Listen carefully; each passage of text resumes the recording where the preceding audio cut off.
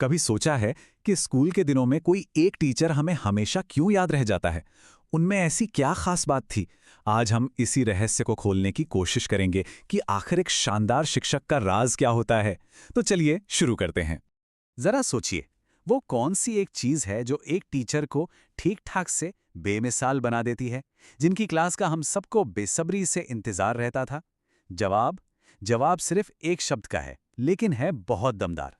जी हाँ, क्रिएटिविटी। यही वो जादुई चीज है जो एक बोरिंग से लेक्चर को भी एक रोमांचक अनुभव में बदल सकती है। लेकिन क्लासरूम में इस क्रिएटिविटी का आखिर मतलब क्या है? आइए इसे थोड़ा और समझते हैं।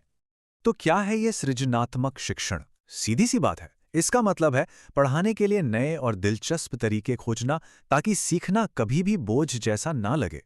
मतलब क्रिएटिविटी का मतलब है उन पुराने घिसे-पिटे तरीकों से आगे बढ़कर कुछ नया सोचना। देखिए, बात सिर्फ जानकारी देने की नहीं होती, बात उस जानकारी को बच्चों के दिमाग में हमेशा के लिए बसाने की होती है।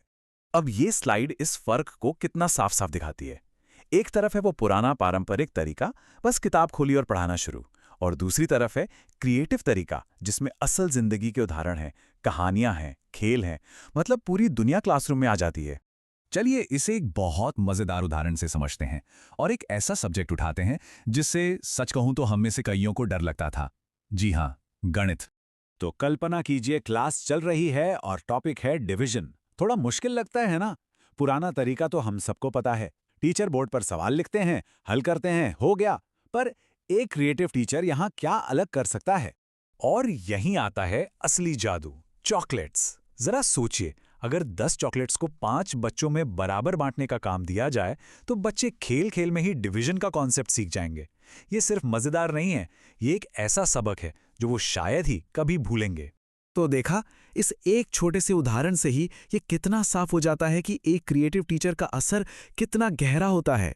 ये सिर्फ मैथ्स की क्लास नहीं थी, ये तो सीखने का पूरा नजरिया बदलने वाली बात है।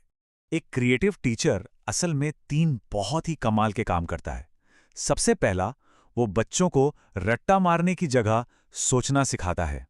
दूसरा, वो क्लास को एक 4 दीवारी वाली जगह से एक मजेदार प्लेग्राउंड बना देता है।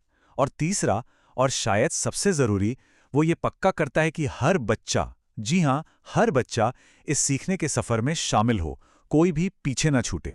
तो फिर इन सारी बातों का निचोड़ क्या है? सीखने और सिखाने की इस पूरी प्रक्रिया का जो सबसे बड़ा सबक है, वो एक बहुत ही सिंपल से फॉर्मूले में छिपा है। और ये फॉर्मूला इस स्लाइड पर बिल्कुल साफ है। सृजनात्मक शिक्षण का सीधा सीधा मतलब है आसान लर्निंग और खुश स्टूडेंट्स। है ना कितना सिंपल?